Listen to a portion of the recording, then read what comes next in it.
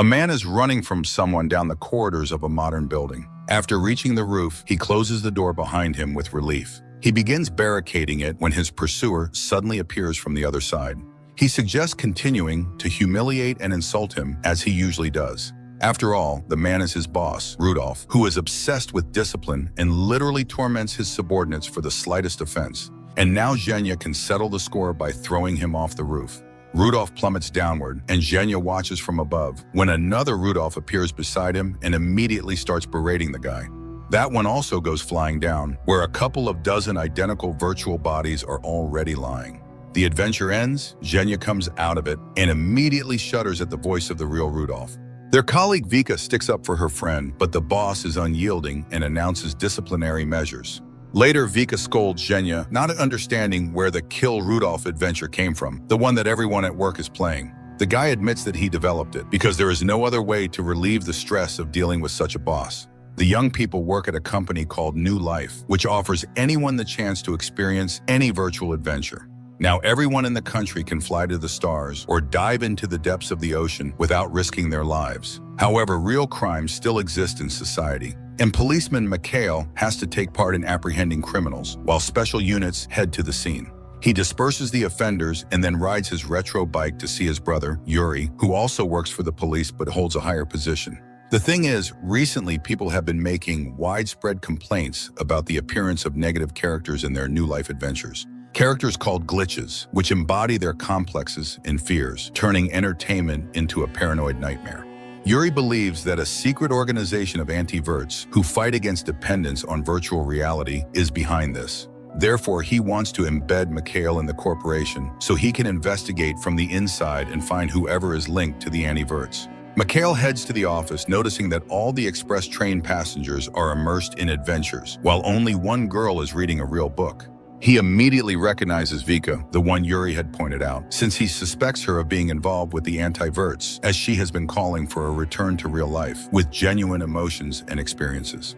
Mikhail strikes up a conversation with Vika, telling her that he also prefers reading over virtual recreation. Vika warns him about making such bold statements, as he has just confessed he doesn't support the company's policy. Nonetheless, they continue talking because the operative's first task is to involve Vika in a shared adventure. Meanwhile, the corporation's management holds a meeting to discuss declining revenue, as people have begun to avoid adventures that frighten them with glitches. Rudolph is sure one of their colleagues is behind it, and after the meeting, he returns to the hall and lashes out at everyone he encounters. Later, Mikhail admits to Vika that he suffers from glitch phobia, and under company policy, every employee must make 2 or 3 forays into virtual reality each day.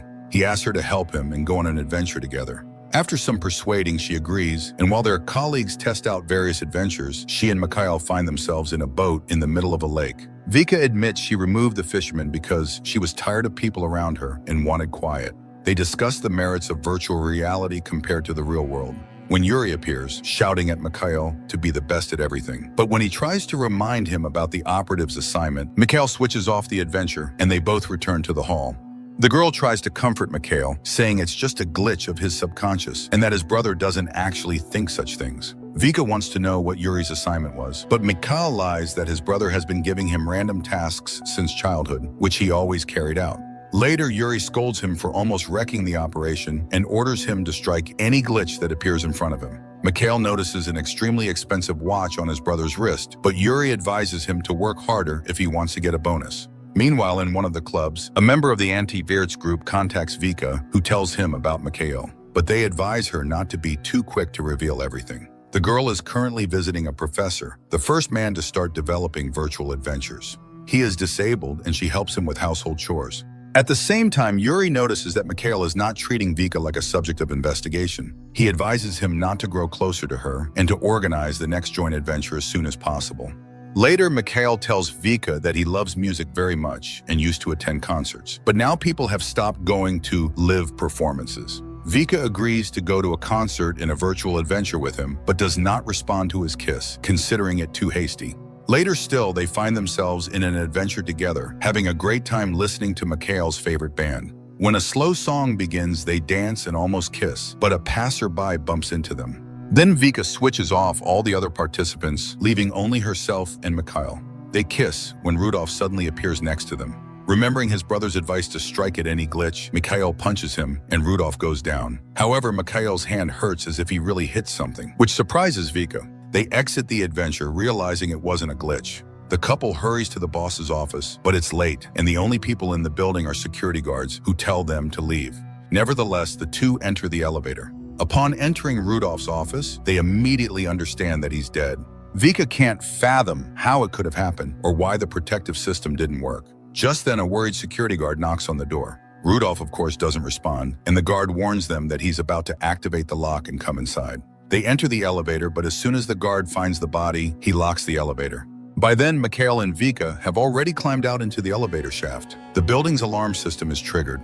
Mikhail manages to pry open the doors and pull Vika into the hallway. Hearing that all exits are sealed, they run to the roof. They have to leap to the neighboring building's rooftop, and Vika nearly falls. She hangs on the edge, but Mikhail pulls her up, and they escape. Vika takes Mikhail to the professor and asks for help. After hearing what happened, he realizes Rudolph had been in his own adventure, but someone managed to sync it with the couple's adventure, and Rudolph ended up in the club with them. That same person disabled the safety protocols. Vika begs for his help, but the professor reminds them that no one has ever tested transferring someone's consciousness before. After much persuasion, the professor agrees to transfer Mikhail's consciousness into Rudolph's body. They agree that when the boss wakes up, he'll go to Rudolph's home, then return to his own body, leaving the dead man in his bed. That way, no one will connect Rudolph's death with Mikhail and Vika's visit.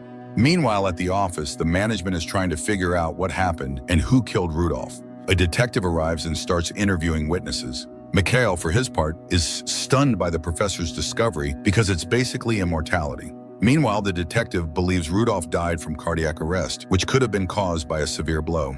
Mikhail suddenly realizes that Rudolph was killed by his own hands, so there must be someone who devised the plan and set him up. He recalls Yuri's advice to strike a glitch. He asks the professor how long he can stay in Rudolph's body. The professor urges him to hurry because after 18 hours, his consciousness will be fully integrated into the new body.